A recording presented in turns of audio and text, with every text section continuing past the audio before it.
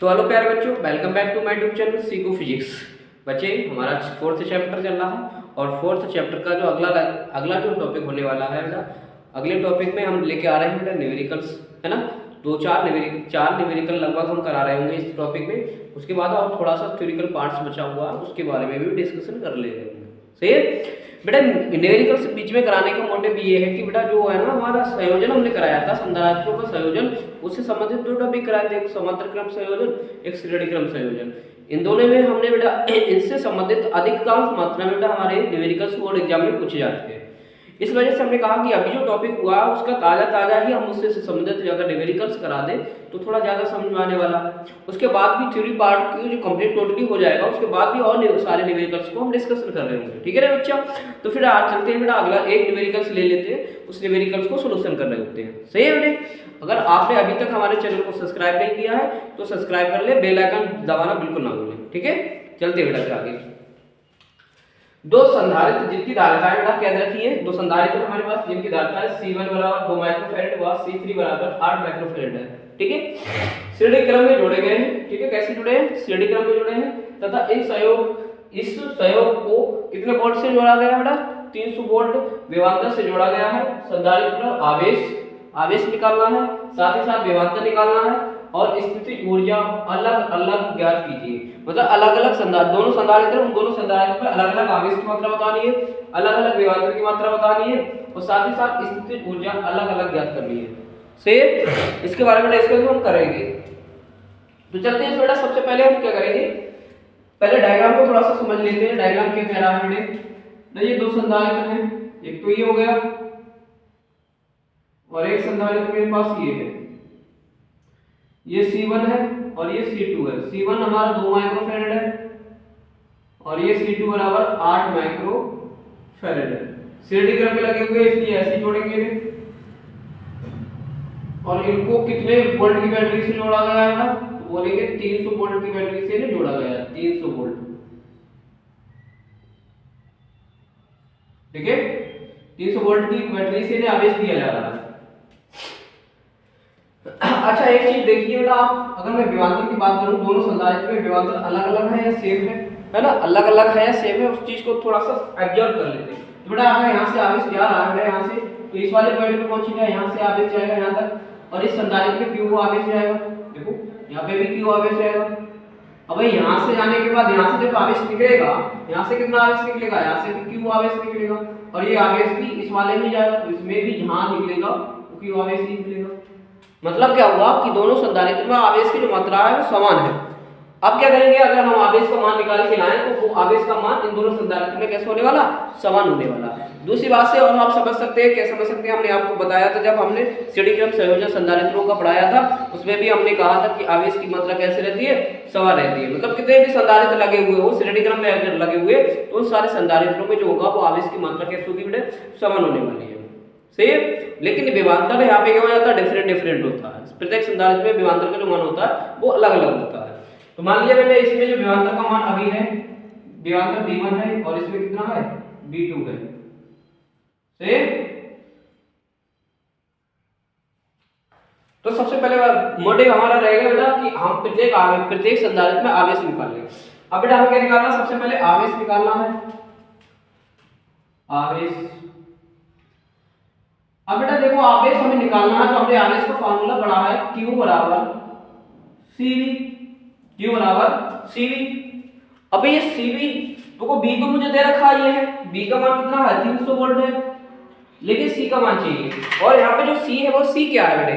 C यहाँ पे जो है बेटा क्या हमारी तुल्य धारिता होगी। यहाँ पे कुल आवेश की बात होगी, दोनों में समान आवेश तो कुल आवेश ही तो हो गया, तो कुल आवेश ये दे रखा है। ठीक है, कुल आवेश का मान मतलब निकाल के लेके आना। B मतलब विभवांतर हमें दे रखा है, इसका मतलब हमें क्या चाहिए?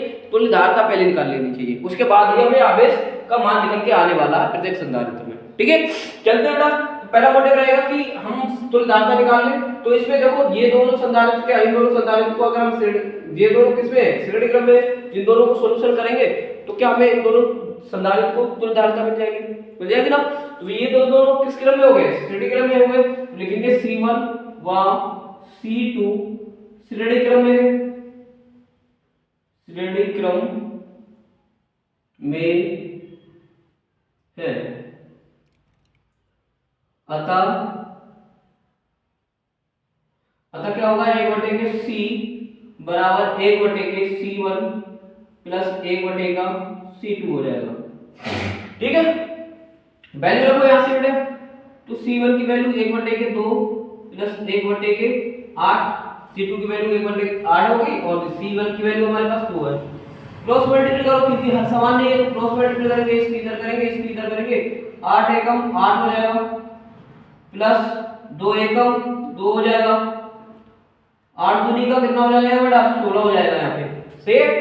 अब 16 हो जाएगा तो बेटा आगे सोल्यूशन अगर मैं करूं तो 1/c बराबर कितना हो जाएगा, 4 2 8, 4 सॉरी 8 और 2 10 हो जाएगा, 10/16, 2 से काट लो, 2 पंजे 10, 2 अट्ठे 16। तो यहाँ से मुझे 1/c नहीं चाहिए, हमें चाहिए c का मान, तो c का मान चाहिए तो 8 जाएगा ऊपर और 5 आ जाएगा नीचे से। काटो इससे, 5 एकम 5, 3 बचेगा, पॉइंट लगा लो, 30 हो जाएगा और 5 छक 30, तो 30 ठीक है माइक्रो फैरेड। लेकिन हम इसका मान लिखेंगे किसमें, फैरेड में, तो 1 पॉइंट का 6 गुणा 10 की पावर माइनस का 6 फैरेड हो जाने वाला है। सही है बेटे, आप क्या करेंगे आगे, अभी बस इसी में मान रखना सीधे सीधे q बराबर cv में। ठीक है, इससे समीकरण आप दे सकते हैं, समीकरण नंबर 1 में तो कोई दिक्कत नहीं है, तो हम दे देते हैं समीकरण नंबर 1। तो आप लिखेंगे समीकरण नंबर 1 में, समीकरण 1 में c का मान रखने पर बेटा रखेंगे इसमें मान, तो q बराबर बेटा क्या हो जाएगा, c की वैल्यू 1.6 गुणा 10 की पावर हमारे पास कितनी हो गई 6, b की वैल्यू मेरे पास कितनी है बेटा, देखो b मेरे पास कितना हो गया 300, तो 300 रखेंगे यहाँ पे, तो 300, तो बेटा 3 की वैल्यू गुणा कर लो आप, 16 एकम 16 32 16 तिया 48 हो जाएगा, पॉइंट 1 के बाद लगाओ और गुणा 10 की पावर माइनस का 6, और ये डबल जीरो को मैं 10 की पावर 2 लिख देता हूं। सही है, 3 की बड़ाई कर दी और 2 जीरो बचे उनको 10 की पावर 2 लिख दिया, क्योंकि 2 जीरो तो 10 की पावर 2 लिख सकते हैं। ठीक है, अब बेटा क्या करेंगे यहां से, अब बनेगा हमारे पास 1 पॉइंट का 4 पॉइंट का 8 गुणा 10 की पावर अब कितना रह जाएगा बेटे, यहाँ पे कितना रह जाएगा हमारे पास, ओनली 4 रह जाएगा, माइनस के 6 में से अगर प्लस का 4 2 जाए तो माइनस का 4 बचेगा। ठीक है, तो ये q का मान आ गया, q बराबर बेटा इतना होगा। अब समझो बेटा दोनों आवेशों में, मतलब दोनों संधारित्र में आवेश समान है, आप बोलेंगे अतः C1 व C2 संधारित्र में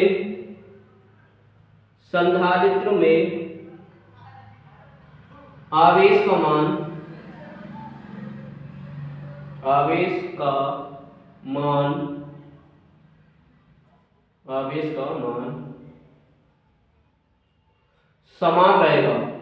समान रहेगा,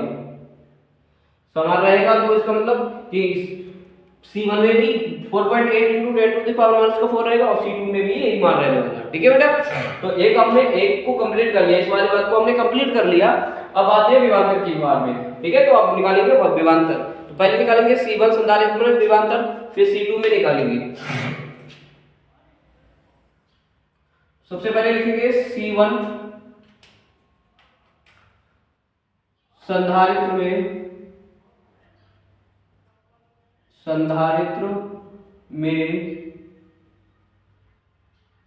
संधारित्र में विभवांतर।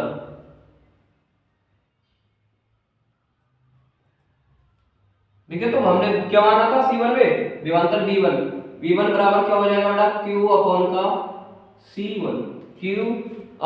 C1 हो जाएगा। यहाँ से Q की वैल्यू रखेंगे, तो Q की वैल्यू मेरे पास कितनी है बेटे, Q हमारे पास कितना निकल के आया, 4.8 गुणा 10 की पावर माइनस का 4 निकला, बटे C1 की वैल्यू मेरे पास कितनी है बेटा, C1 की वैल्यू है 2 माइक्रोफैरेड है, तो उसे फैरेड में बदल देंगे। ठीक है, तो फैरेड में बदलेंगे तो देखो 2 माइक्रोफैरेड लिखा होगा, फैरेड में बदलेंगे तो 10 की पावर माइक्रो को बदलेंगे, तो माइक्रो को क्या लिख सकते हैं, 10 की पावर माइनस का 6। ठीक है, 2 से काटेंगे, 2 दूनी का 4, 2 चौक 8, तो बेटा यहाँ पे बनेगा, और ये वाली पावर को क्या करूंगा मैं ऊपर लेके जाऊंगा, तो 2.4 तो ये हो जाएगा, 10 की पावर माइनस के 4 ही हो गया है ना।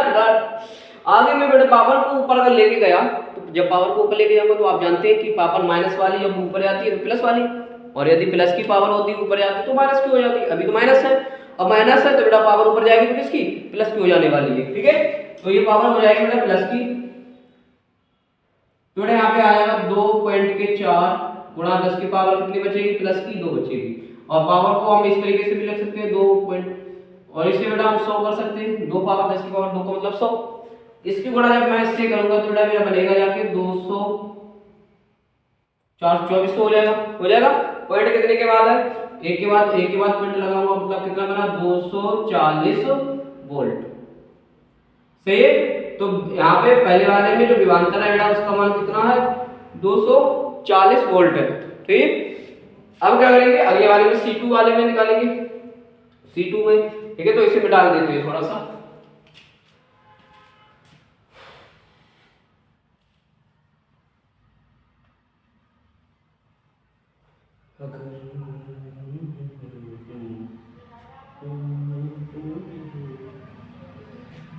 थोड़ा ऐसे इधर के लिए लिख आते हैं, ये चीज आप इधर सॉल्व कर रहे हैं। ठीक है, तो C2 संधारित्र में विभवांतर,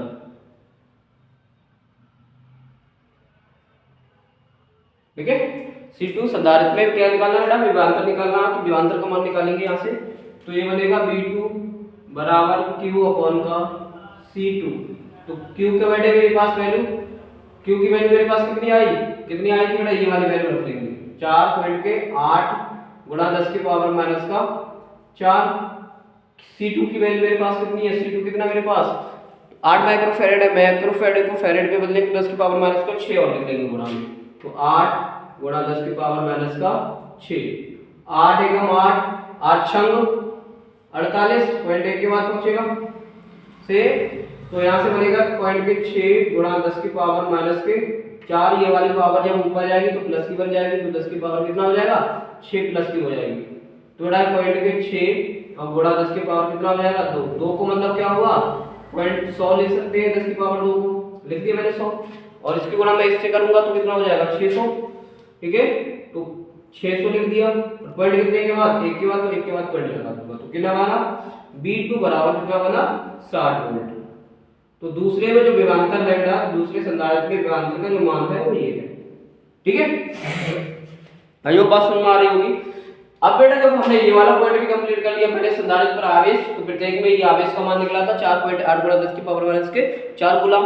फिर संधारित्र में प्रत्येक संधारित्र में विभवांतर निकाला, तो पहले वाले में ये निकला और दूसरे वाले में ये निकल के आया। सही है, इतना निकला। अब आगे बेटा हम क्या करेंगे, आगे हम स्थितिज ऊर्जा निकालेंगे, प्रत्येक में स्थितिज ऊर्जा का मान निकाल के ले आएंगे, वो देखते हैं कितना कितना होने वाला है। ठीक है, चलो चलिए फिर।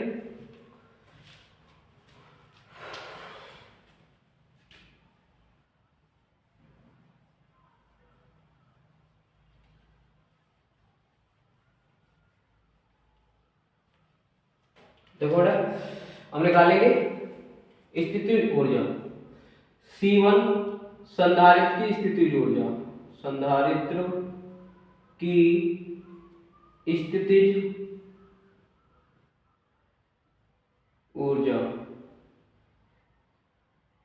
ठीक है, स्थितिज ऊर्जा निकालेंगे तो U1 निकालेंगे बराबर कैपिटल है बेटा U। ठीक है, 1/2 C1 V1 का होल स्क्वायर, ये वाला फार्मूला होगा। प्रत्येक मतलब पहले संधारित्र में स्थितिज ऊर्जा का फार्मूला ये बनेगा। तो यहाँ से वैल्यू रखेंगे बेटा 1/2 C1 की वैल्यू मेरे पास कितनी थी, C1 की वैल्यू 2 से 2, अच्छा ठीक 2 गुणा 10 की पावर माइनस का 6, और B1 की वैल्यू बात करें तो B1 मेरे पास कितना आया था 240 का होल स्क्वायर हो जाएगा, इसलिए B1 का स्क्वायर है, इसलिए 240 का होल स्क्वायर होने वाला है। यहाँ से 2 से 2 को निपटा दें, या ऐसे कर लीजिए आप, बेस्ट रहेगा बेटा। चलो कोई नहीं, 2 से 2 निपटा दो, तो बनेगा यहाँ पे ओनली कितना रहेगा 1 गुणा 10 की पावर माइनस का 6 रहेगा। और इसकी मैं बात करूँ तो 240, इससे पहले 24 का स्क्वायर करूँगा, तो 24 का स्क्वायर करेंगे तो लगभग 24 का स्क्वायर होगा 576 से 600, 625 सही, 576 होता है 24 का, और डबल जीरो है मतलब एक जीरो है, तो एक जीरो का स्क्वायर करेंगे तो दो जीरो बन जाएंगे। ठीक है, तो पहले 24 का कर लो स्क्वायर, 24 का मतलब 576, और एक जीरो तो एक जीरो का स्क्वायर करेंगे दो जीरो हो जाएगा। ठीक है, इस तरीके से निकाल लेंगे बेटे। यहाँ से क्या बनेगा बेटा, अच्छा फिर इसकी गुणा ऐसे कर लो, इसकी इस वाले नंबर की इससे गुणा करेंगे, अरे समाधान बंद होइए का बनेगा 576 और गुणा 10 की पावर बेटा कितनी आ जाएगी 4, क्योंकि दो जीरो ये। ठीक है, इस तरीके से तो यहाँ की जो विद्युत ऊर्जा का मान होगा, पहले संधारित्र में स्थितिज जो ऊर्जा है, उस स्थितिज ऊर्जा का जो मान होगा कितना हो जाएगा बेटा भाई, ये निकल के आने वाला है। ठीक है, अब पॉइंट यहाँ पे होगा बेटा, तो पॉइंट को अगर मैं उधर लेके जाऊं तो पावर क्या होगी, घट जाएगी, 0.5676 हो जाएगा, और दो पावर क्योंकि दो पॉइंट के दो नंबर्स के बाद अगर उधर गया पॉइंट तो कितना हो जाएगा 10 की पावर माइनस के 2। ठीक है, जूल ऊर्जा है, इसकी ऊर्जा है, इसलिए ऊर्जा को किसमें जूल में। इस तरीके से मेरा आंसर आ जाने वाला है। ठीक है, पहले में निकल के आया, अब दूसरे में निकालेंगे, तो C2 संधारित्र में स्थितिज ऊर्जा। ठीक है, तो यहां से निकालेंगे U2 बराबर 1/2 C1 C2 और V2 का होल स्क्वायर हो जाएगा। यहां से क्या करेंगे बेटा, यहां से हम 1/2 तो वैसे लिखेंगे, C2 की वैल्यू मेरे पास कितनी आई 8 गुणा 10 की पावर माइनस का 6, और V2 मेरे पास कितना था 60 का स्क्वायर कर दो।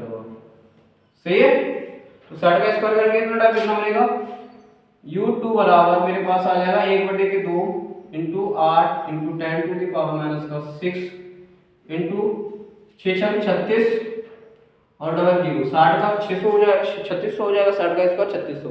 ठीक है, अच्छा काटे, दो से काटो, दो से काटेंगे, दो एकम दो, दो नेम, 2 अट्ठे 16, 2 अट्ठे 16, 1800 बचेगा, तो यहाँ पे बचेगा 8 गुणा 10 की पावर माइनस का 6 गुणा 18, और इसे लिख लो डबल जीरो को 10 की पावर 2। ठीक है, 8 × 64, 8 एकम 8 और 4, 8 6 14, तो यहाँ पे पावर बचेगी माइनस का 4, पॉइंट यहाँ पे मान लिया जाएगा, पॉइंट को उधर ले जाएंगे तो दो नंबर उधर जा रहा है, तो दो नंबर उधर जा रहा है, इसका मतलब 10 की पावर माइनस के 2। ठीक है, तो U2 का मान जो होगा इतने जूल होगा। ठीक है ना मेरे लाडलो, आई होप बात समझ में आई होगी आप लोगों को पूरी कंप्लीटली। ठीक है, तो जल्दी से नोट कर लीजिए बेटा, फिर अगला नेक्स्ट एक न्यूमेरिकल सॉल्व लेके आ रहे हैं। चले ठीक,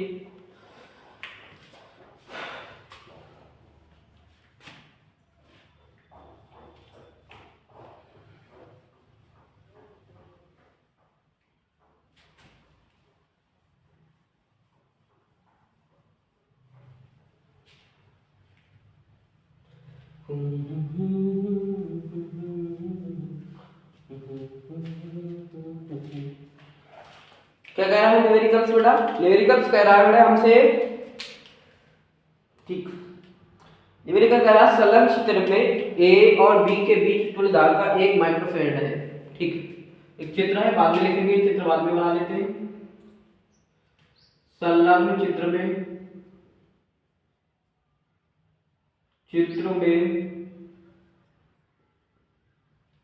संलग्न चित्र में A व B के बीच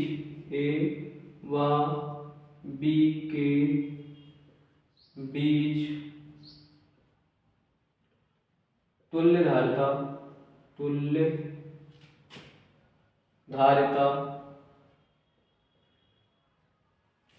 कितनी है बेटे 1 माइक्रोफैराड है, 1 माइक्रोफैराड है।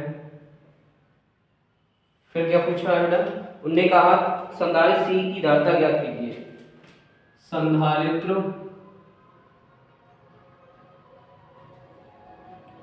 C की धारिता ज्ञात कीजिए।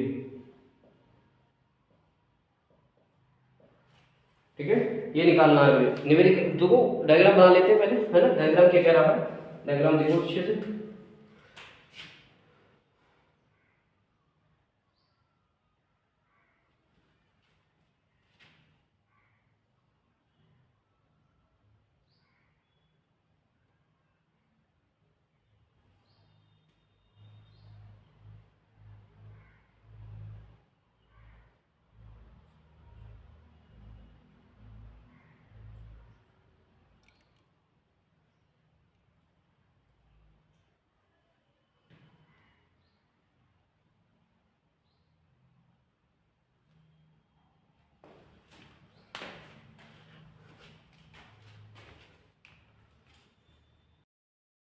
जैसे बेटा नेक्स्ट क्वेश्चन हमारा ये, इस नेक्स्ट क्वेश्चन में ये क्या पूछा गया है, वो चीज देखते हैं कि क्या पूछा गया हमसे। इसे थोड़ा सा सही कर लेते हैं। ये बेटा क्या पूछा गया है कि संलग्न क्षेत्र में ए और बी के बीच तुल्य धारिता कितनी दे रखी है बेटा, 1 माइक्रोफैराड दे रखी है, ये तुल्य धारिता दे रखी है ए और बी के बीच। पूछा संधारित्र सी की धारिता ज्ञात करनी है, मतलब इस वाले जो संधारित्र है, इस वाले संधारित्र की हमें धारिता निकाल के लिए आनी है कि इसकी धारिता जो है वो कितनी है। सही है। तो सबसे पहले मेरा मॉड्यूल समझो बेटा। सबसे पहले हम देखेंगे कि कौन कौन से जो संधारित्र है वो कौन कौन से क्रम में है। से तो मैं मान लेता हूं बेटा यहां से आया है, ठीक है। थोड़ा सा और इसे बड़ा कर लेते हैं सिरे को। ये मेरे एक पॉइंट है, मैंने मान लिया यहां से आवेश दिया, ठीक है। अब मैं यहां से आवेश दूंगा तो इस सी वाले में तो वही आवेश आएगा, क्यू आवेश ही जाएगा। और जैसे ही ये वाले पॉइंट पे पहुंचेगा, इस वाले जॉइंट पे पहुंचेगा, ये वाला जो जॉइंट है इस पॉइंट पे पहुंचेगा तो आवेश दो भाग में बढ़ेगा, एक तो इधर जाएगा। अब इस वाले को देखो, ये वाला आवेश जाएगा, मतलब दो भागों में बढ़ गया, एक तो इधर जाएगा और एक इधर जाएगा। अब इधर जो आवेश जाएगा बेटा इसमें, और यहां से जैसे आएगा फिर ऐसे ये आवेश यहां पे आएगा, यहां से फिर दो रास्ते हो गए, एक तो ये गया और एक ये गया। अच्छा, इस वाले में जो आवेश आएगा वो इसमें और इसमें दोनों में समान रहने वाला, कि दोनों का आवेश जो रास्ता जो है वो समान है। ठीक, तो ये दोनों में आवेश समान रहने वाला, तो ये दोनों किस क्रम में हो गए, श्रेणी क्रम में। ठीक, इस प्रकार से जो यहाँ पे आवेश बढ़ा हुआ था उसको आया मैं यहाँ पे देखा, तो जैसे यहाँ पे आवेश आएगा ये दो भाग में बढ़ जाएगा, इधर और इधर। तो ये भी दोनों, ये दोनों किस क्रम में, देखो इसमें दोनों में आवेश समान रहा, इन दोनों में आवेश कैसे रहा, अलग अलग रहा। तो ये दोनों तो श्रेणी क्रम में हो गए और ये दोनों समांतर क्रम में हो गए। ठीक, तो सबसे पहले आप लिखेंगे क्या, क्या लिखेंगे बेटा, यहाँ पे नाम दे देते हैं, नाम देना बेस्ट रहेगा। इसी हो गया, ये C1 ले लो, इसे C2, इसे C3 और इसे C4। इधर मैं बात करूं तो C5 ले लो, ये C6 इसका नाम दे दो और ये C7 ले लो। से इस तरीके से मैंने नाम दे दिया है। नाम देने से क्या होता है, सॉल्यूशन करने में कोई डाउट नहीं रहता, ठीक है। क्योंकि कई 2 माइक्रोफैराड के कई संधारित्र हैं, तो अगर मैं लिख लेता कि 2 माइक्रोफैराड एंड 2 माइक्रोफैराड जो है वो श्रेणी क्रम में, तो कौन कौन से 2 माइक्रोफैराड वाले, ये वाले हैं या ये वाले, तो डाउट हो जाता थोड़ा। सही है, इसलिए क्लियर करने के लिए मैंने ये लिख दिया। तो सबसे पहले आप लिखेंगे यहाँ पे C2 व C3 संधारित्र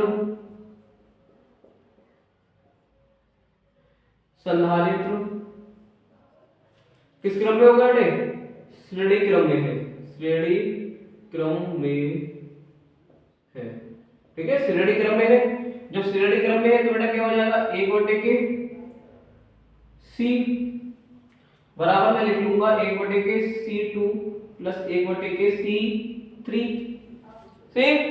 C1 की वैल्यू मेरे पास कितनी है, C2 की वैल्यू मेरे पास है 2 माइक्रो, प्लस ये कितनी है, ये भी 2 है, तो दोनों के देखो हर समान हो गए, हर समान है तो एक बार लिख लेंगे और 1 प्लस का 1 कर लेंगे, और 1 2 हो जाएगा, 2/के 2 हो जाएगा, 2 से 2 कैंसिल, 1 माइक्रो, 1/के C, तो C बराबर जो हो जाएगा 1 माइक्रोफैराड हो जाएगा,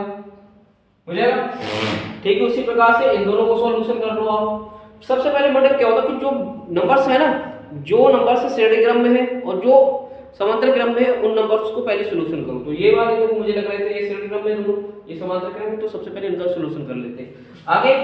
आगे बढ़े क्या लिखेंगे, आगे लिखेंगे C5 बा C6 किस क्रम में हो गया बेटे, समांतर क्रम में है, समांतर क्रम में है, ठीक है। ये समांतर क्रम में है। अब समांतर क्रम में है तो बेटा क्या होगा, देखो सी डैश बराबर हो जाएगा C5 प्लस C6, और C5 मेरे पास कितना 1 प्लस C6 भी 1, तो 1 का 2 माइक्रोफैरेड। ठीक है, तो C जो था C डैश बराबर मतलब इन दोनों का कंबाइंड जो तुल्यता है कितनी है 2 माइक्रोफैरेड है। ठीक है, तो अगला डायग्राम देखते हैं। अगला डायग्राम इसका क्या बनने वाला है, ध्यान से समझिएगा बेटा अगला डायग्राम।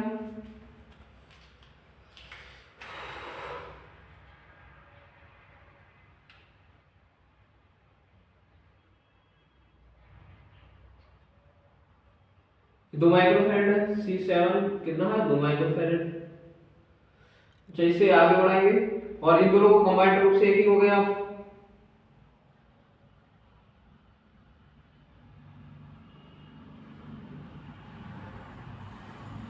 ठीक है, ये इस तरीके से।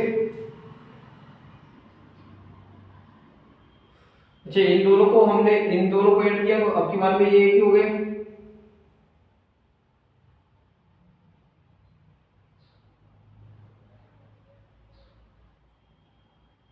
तो ये बनेगा वो इस तरीके से बनेगा कुछ,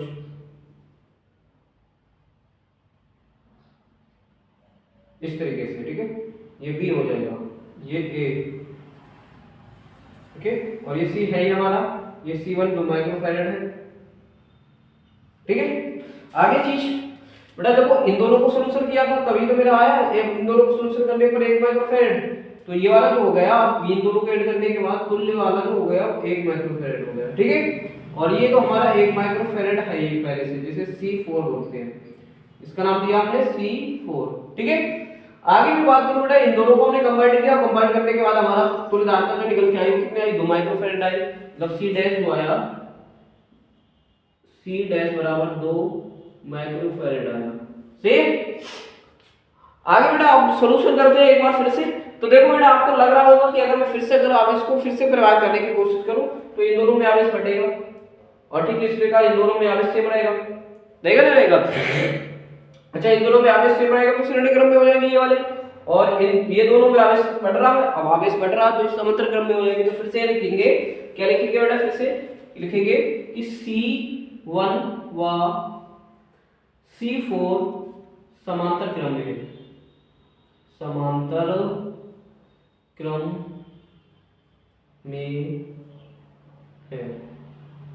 ठीक है, समांतर क्रम में है। अब समांतर क्रम में है तो क्या बनेगा बेटा, C डबल डैश ले लेते हैं हम, तो ये बनेगा C1 प्लस का C4।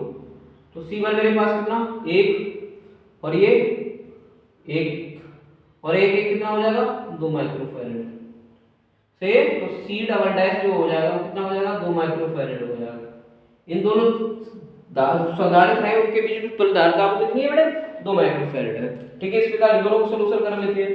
तो इन दोनों को सॉल्यूशन करेंगे तो देखते हैं क्या बनेगा बेटा, बोलेंगे C7 व C डैश किस क्रम में हो गए, श्रेणी क्रम में है, श्रेणी क्रम में है, श्रेणी क्रम में है। अब श्रेणी क्रम में बेटा तो सिंपली इन्हें एक्सप्लेन कर सकते हैं, तो लिख सकते हैं C, अरे भैया चल रहा हूँ जल्दी से, C डबल डैश ले लिया, आपके बाद में C 3 बार डैश ले लो, बराबर 1/के C7 प्लस 1/के C डैश। सही है, यहाँ से क्या करेंगे बेटा, यहाँ से वैल्यू रखेंगे C7 की, C7 की वैल्यू मेरे पास 2 है तो 1/के 2 प्लस C1 की वैल्यू मेरे पास, C डैश की वैल्यू मेरे पास ये भी आई है। ठीक है, अच्छा कहाँ मिस्टेक कर दी भैया, C अच्छा ये हो ही गया C5 C6 को, अच्छा ठीक।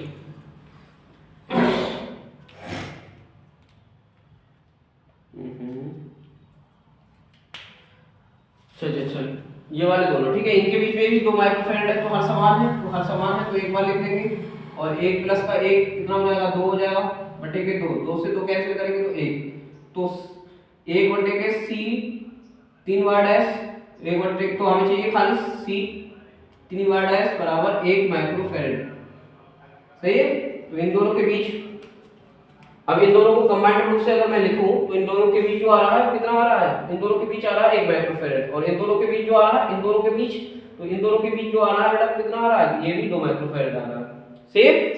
अब आगे चलते हैं, अगला क्या बनता है देखते हैं। तो अगला जो डायग्राम होगा इसे हटा दो थोड़ा सा।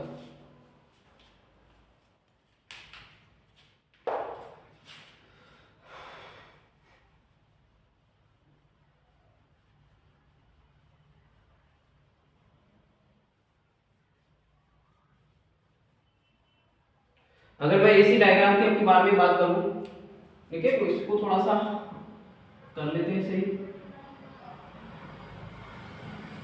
अच्छा, इन दोनों को करने के बाद जो आया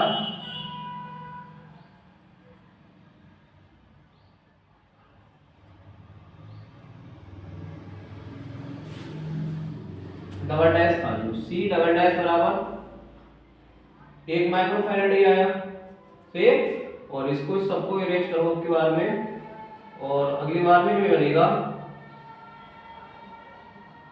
इसको 1 माइक्रोफैरड को सॉल्यूशन किया, और सॉल्यूशन करने के बाद इसका अगला डायग्राम बनेगा वो ये बनेगा, सी ट्रिपल डैश बराबर 1 माइक्रोफैरड से ये बन के आए थे दोनों में।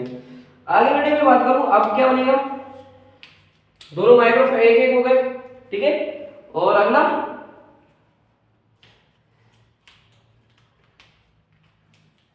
क्या मिस्टेक हो गई भैया,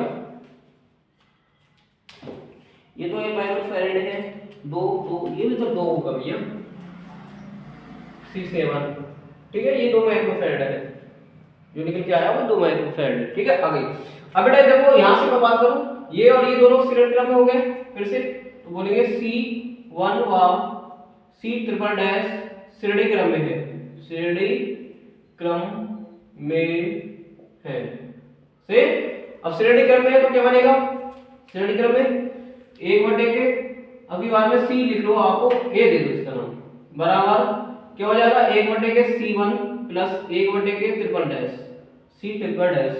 तो बेटा यहाँ से बनेगा 1 C1, C1 की वैल्यू मेरे पास कितनी है 2 है, प्लस ये भी बेटा मेरे पास 2 ही है, बेटा एक ही निकल के आ गया वाले यहाँ पे C A की वैल्यू आएगी वो 1 माइक्रोफैरड आएगी, सॉल्यूशन कर सकते हैं आप, सही है। तो अगली बार में जो बनेगा, अगली बार में इन दोनों को कंबाइन करेंगे, अब कंबाइन करेंगे तो बेटे ये दोनों किस क्रम में हो जाएंगे, जैसे कि मैं डायग्राम बना देता हूँ फिर से एक बार।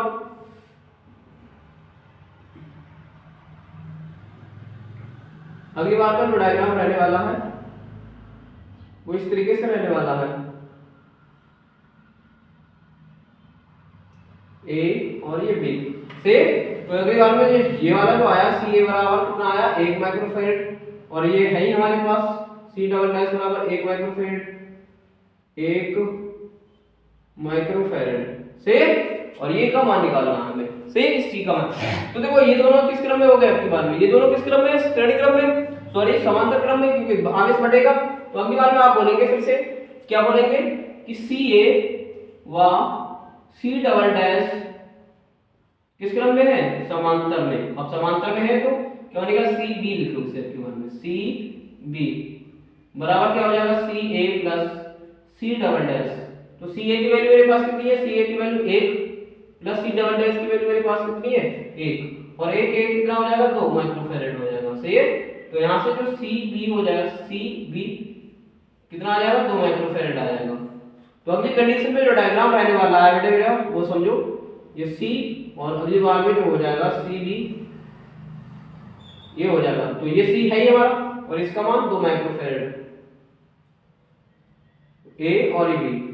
तो अगली बार में क्या निकलेगा, अगली बार में बोलेंगे सी व सी बी किस क्रम में है, श्रेणी क्रम में है, श्रेणी क्रम में है ना, श्रेणी क्रम में है। तो क्या बनेगा, अगली बार में लिखेंगे सी श्रेणी क्रम में, तो 1 का सी ए बी बराबर हो जाएगा 1 का सी प्लस 1 के सी बी, बी की वैल्यू मेरे पास 2।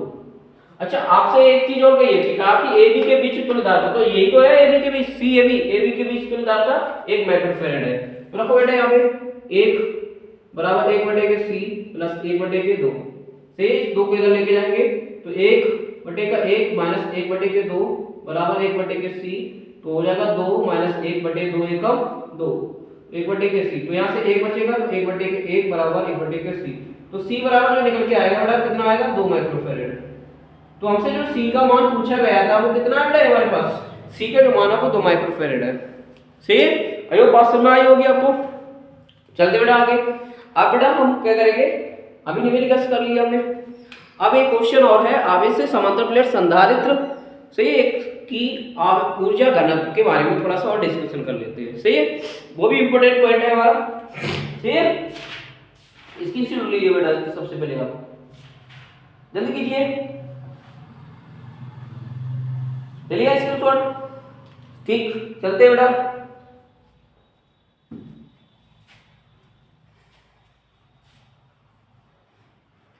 बस ये लास्ट पॉइंट है थ्योरी पार्ट्स का, और इसके बाद फिर ज्यादा से ज्यादा न्यूमेरिकल से निकलवाएंगे।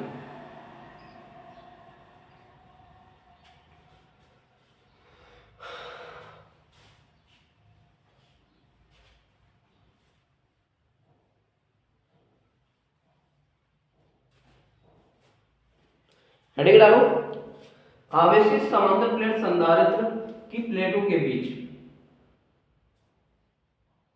आवेशित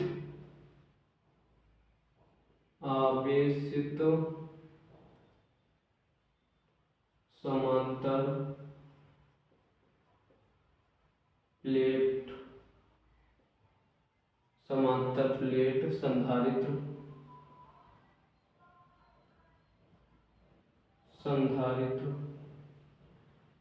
की प्लेटों के बीच विद्युत क्षेत्र में ऊर्जा घनत्व के बीच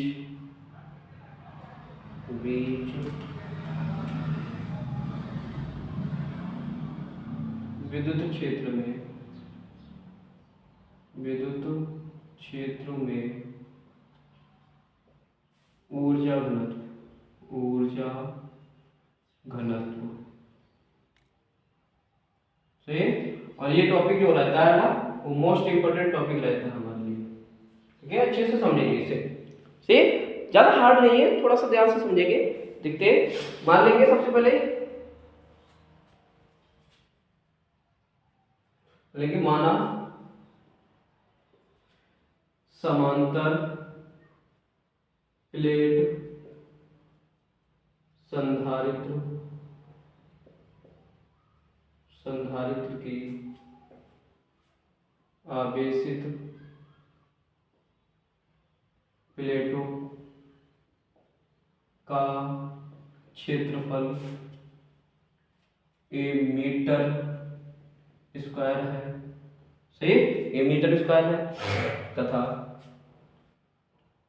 प्लेटों के बीच की दूरी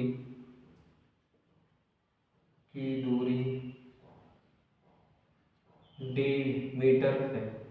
सही, तो धारिता निकालेंगे तो धारिता देख लेते हैं बेटा कितनी होगी, c बराबर एप्सिलॉन नॉट a बटे के कितनी होगी बेटे d होगी, एप्सिलॉन नॉट a बटे का d। ठीक है, अब आगे मैं बात करूं बेटे थोड़ा सा और समझेंगे। अब क्या करेंगे, अगर मैं मान लो समांतर प्लेट संधारित्र है तो उसमें क्या होगा, विद्युत क्षेत्र उत्पन्न होगा। अरे भाई समांतर प्लेट संधारित्र समझाया था हमने आपको, थोड़ा सा समझो, मैं समझा देता हूँ। हाँ, ये ए लिया था प्लेट, ये बी प्लेट लिया था, इनके बीच में विद्युत क्षेत्र हुआ था E। ठीक है, और ये एक दूसरे से कितनी दूरी पर ली थी, d दूरी पर ली थी। ऐसे ही था, ये धनावेश था, ये ऋणावेश था, ये सब पे ऋणावेश था, ये धनावेशित थी। इस तरीके से उस कंडीशन पे बेटा हमने विभवांतर का मान निकाला था। अब विभवांतर का मान यहाँ पे कितना निकल के आया बेटा, तो प्लेटों पर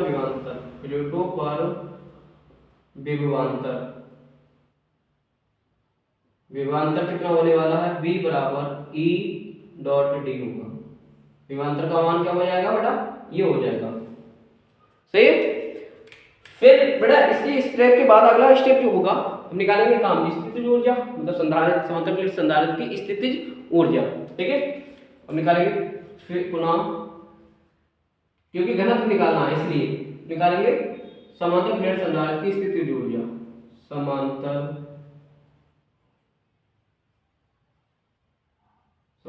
प्लेट संधारित्र की स्थितिज ऊर्जा से समांतर प्लेट संधारित्र की क्या होगी बेटे स्थितिज ऊर्जा। तो स्थितिज ऊर्जा कैपिटल यू बराबर 1/2 cv² होगी ना होगी। अब यहां से क्या करेंगे हम वैल्यू रखेंगे। c की वैल्यू मेरे पास कितनी है तो c की वैल्यू मेरे पास ये है तो एप्सिलॉन नॉट a बटे का d हो जाएगा। और b की वैल्यू मेरे पास e d का स्क्वायर हो जाएगा। तो यहां से आप थोड़ा सा सॉल्यूशन करेंगे तो 1/2 एप्सिलॉन नॉट a बटे का d और e² बटे d² हो जाएगा। एक d से एक d कैंसिल कर लेंगे तो यहाँ पे बनेगा क्या 1/2 एप्सिलॉन नॉट a e² और d बचेगा। ठीक, ये स्थितिज ऊर्जा का मान हो जाएगा। ठीक है, इतनी स्टेप सबसे पहले करनी है किसको निकालने की ऊर्जा घनत्व किसी भी समांतर प्लेट संधारित्र में। इन स्टेप का यूज करेंगे। उसके बाद फार्मूला क्या है सही से समझेंगे बेटे। क्या कहता है फार्मूला? फार्मूला कहता है बेटे ऊर्जा घनत्व है ना, ऊर्जा घनत्व स्मॉल u बराबर कहता है कैपिटल U बटे आयतन। क्या कहता है बेटा आयतन कहता है। और यहां से बेटे हम क्या करेंगे आयतन का U तो मेरे पास ये दे रखा है, दे रखा। अच्छा यहां से मैं थोड़े से आयतन के बारे में डिस्कशन कर लूं।